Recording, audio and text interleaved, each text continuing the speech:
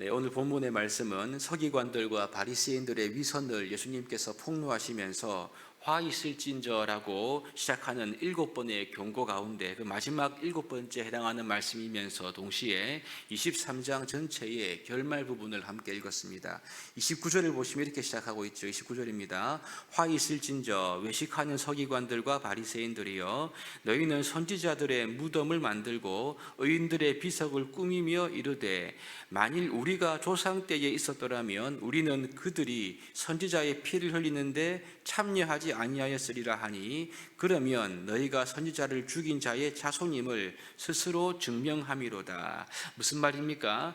서기관들과 바리새인들은 만일 자신들이 이제 선지자들을 죽였던 그 조상 때에 있었다라고 한다면 자신들은 결코 선지자들을 죽이지 않았을 거다, 이런 이야기를 하는 거죠. 이렇게 주장합니다. 한마디로 선지자들을 죽였던 조상들과 지금 자신들은 다르다, 이것을 어필하고 있는 말인 거죠. 그 다른 표제가 무엇이냐 하면 이들이 사람들에게 보여지는 행동 때문인데요, 즉 선지자들의 무덤을 만들고 의인들의 비석을 꾸민 데 여기에 있습니다. 자기들은 죽은 선지자들의 무덤과 의인들의 비석으로 그들을 예우해 주는 것으로 선지자들과 의인을 존중한다, 이런 메시지를 지금 내고 있는 거죠. 여러분, 그런데 무덤을 만들고 비석을 세우는 것이 선지자들과 의인들을 존중하는 것입니까? 아니면 선지자들이 했던 그들의 메시지를 깨닫고 그 메시지대로 사는 것이 그들을 존중하는 것일까요? 물론 후자이지요. 이 바리새인들과 서기관들은 선지자들과 의인들의 무덤과 비석을 만들어주는 것을 통해서 사람들에게 더 의롭게 보이려고 하는 데만, 여기에만 치중했던 것입니다. 이것이 예수님께서 계속적으로 질책하고 계시는 이들의 위선적인 죄인 거죠. 그러나 우리 예수님은 이들의 본질적인 면을 정확하게 보셨고 그들을 정확하게 평가하셨습니다. 너희도 선지자들을 죽인 조상들과 똑같은 사람들이다, 이렇게 말씀을 하고 있는 거죠. 사실 여러분, 이들이 하는 말 자체가 그들의 죄악을 증거하고 있습니다. 이들이 만일 우리가 조상 때 있었다라고 한다면 우리는 그 죄에 동참하지 않았을 것이다. 과연 그럴까요? 우리가 구약 성경을 읽어보시면 의인들의 강구를 보면 공통된 특징이 있습니다. 그들은 한결같이 공동체의 죄 혹은 심지어 조상들의 죄악까지 가져와서 나의 죄, 자기의 죄로 여기면서 통회하고 회개했죠. 만일 이들이 정말로 조상들의 죄와 죄를 따르지 않았다고 한다면, 조상과 다르다면 그들의 죄를 나의 죄로 여기고 통회하는 것이 마땅하지 않겠습니까? 이들의 이러한 위선적인 행동은 결국은 자기만 높이고 자기만 과시하는 것만이 유일한 목적이었던 것입니다. 이렇기 때문에 예수님께서 예루살렘에 오셔서 이들의 죄를 직접적으로 지적했을 때 이들이 어떤 반응을 보였습니까? 그들은 그들의 조상과 똑같은 반응을 보였습니다. 예수님을 죽이려고 모의하지요. 더 나아가 예수님을 갖다가 박해했고 실제로 로마 사람들에게 넘겨서 십자가에 죽이는데 내어주지 않습니까? 우리 주님은 이들의 이러한 위선을 정확하게 꿰뚫어 보셨던 것입니다. 그래서 하나님으로부터 오는 심판을 너희가 결단코 피하지 못할 것이다, 이러한 경고의 말씀을 하셨습니다. 이것이 32절 말씀이지요. 보시면 너희가 너희 조상의 분량을 채우라, 뱀들아 독사의 새끼들아, 너희가 어떻게 지옥의 판결을 피하겠느냐. 여러분, 이 말씀은 우리 주님 하신 말씀 가운데 가장 직접적이면서도 가장 강력한 저주의 말씀이 아닌가 싶습니다. 그만큼 우리 주님은요, 서기관들의 바리새인들과의 이런 위선적인 죄를 가볍게 보지 않았고 이것을 굉장히 무겁게 다루고 있다는 것을 우리에게 보여주고 있는 대목이죠.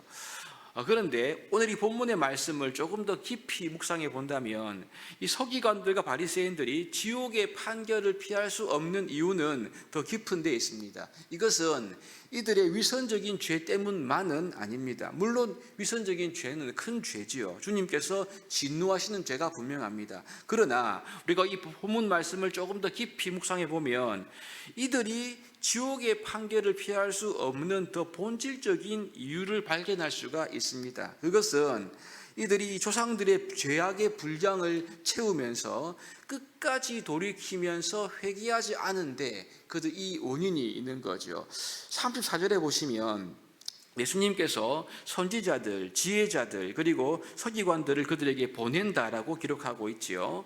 여기서 보시면 예수님께서 보내는 사람들을 이들이 장차 죽이거나 십자가에 못 박거나 채찍질하거나 박해할 것이다 이렇게 기록하고 있습니다.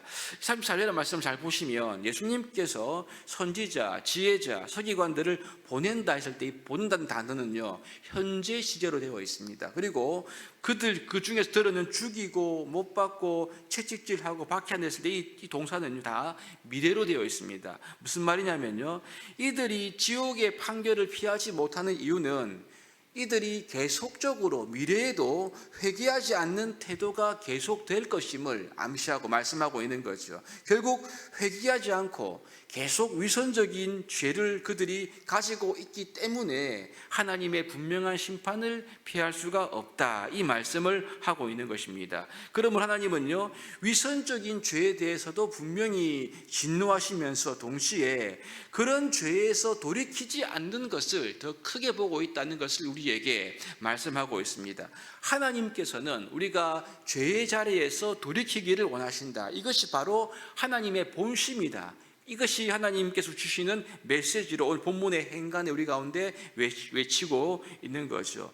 이러한 하나님의 마음은 본문 37절부터 39절까지 더 기록되어 있는데요, 하나님의 본심은 새끼를 품는 암탉의 이미지로 잘 표현되고 있습니다. 여러분, 어느 동물이나 새끼가 위험에 처하면 어미가 보이는 행동을 보기 참 놀랍기 그지없죠. 어떤 유명한 신학학자가 이 부분을 해석하는 부분을 보았는데요, 어떤 농장에 실질적으로 불이 났는데 어미 닭이 새끼를 지키기 위해서 자기 날개 아래로 새끼들을 모아들인 사례가 실제로 여러 번 있다고 합니다. 나중에 불길이 잡히고 죽은 어미 닭의 날개를 들춰보니까 병아리들이 살아서 나오더라는 거죠. 여러분, 그러므로 우리 예수님께서 이런 어미닭의 심정으로 예루살렘의 자녀들을 모으려고 했다는 것을 이렇게 말하고 있는 것입니다. 그것도 한두 번이 아닙니다. 여러 번 시도한 거죠. 이것은 우리 주님의 크고 끈질긴 사랑을 의미하고 있는 대목입니다. 하지만 문제는 그들이 거절하지요. 회개치 않은 것입니다. 예수님의 날개 아래로만 들어오면 구원받습니다. 날개 아래로만 들어오면 심판을 면할 수가 있습니다. 하지만 이들은 예수님의 날개 아래로 들어오는 것을 거절했죠. 예수님이 품어주시는 그 날개 안으로 오는 것, 이것이 무엇입니까? 회개 아니겠습니까? 회개하지 않고 주님의 품어주시는 사랑을 거부하니까 결국 그의 합당한 심판이 기다릴 수밖에 없다. 이 말씀을 우리에게 하고 있는 것입니다. 그 심판이 무엇인가? 예루살렘의 집과 성전이 황폐해지고 버림받을 것이다 라고 예언하고 있는 것이지요.